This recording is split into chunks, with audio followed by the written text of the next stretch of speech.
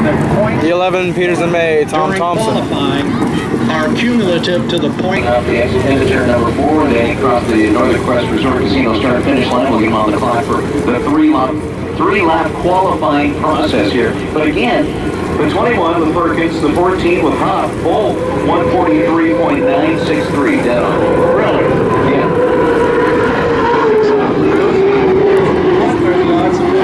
Well, it doesn't seem very likely.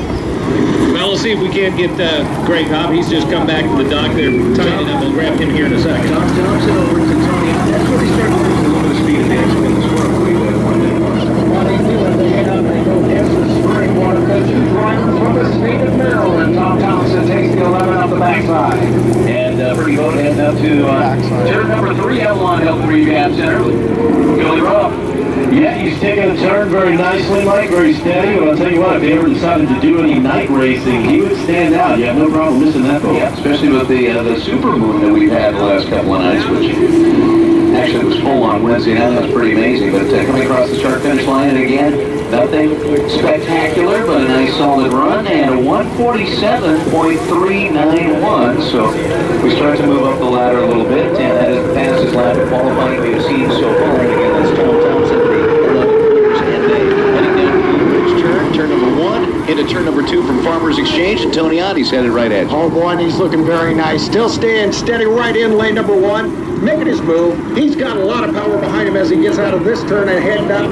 Down the backside he goes. Can we talk about that position coming out of turn number 2 and that score of the 1-minute marker when we get to that milling period before racing, Tony? And that time it didn't look like he struck off as much speed. No, he was right on it all the way through, and I think that what it was is that he got a little bit wider on that turn, and he had a little bit more of an angle heading out into the turn. And into turn number 3 from Avalon Health and Rehab Center, and up to turn number 4, heading out a little bit wide on the exit pin, had to split out to lane number 2, lost a little bit of speed at the top end of the course, and here comes Tom Thompson in the 11 Peters and May across the start finish line, and a 147.768 miles per hour. Now we've seen all drivers so far stay within that 1 mile an hour speed.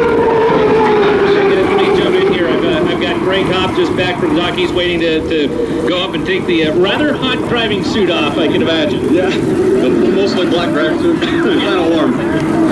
So how are things going? We had, what are the odds of this? Your qualifying time, top speed qualifying time, 143.963, exactly the same as Brian Perkins, who went out just before you.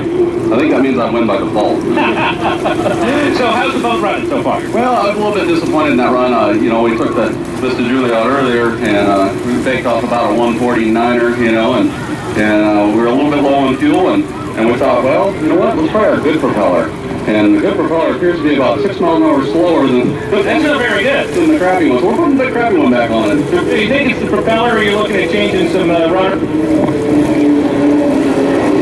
And we have lost Jeff out of the pits. Now he's back. We don't really have the gear ratio, so we're going to go a little bit smaller than the propeller, one more inch smaller in fish, so I guess it'll sell out of that corner a little quicker.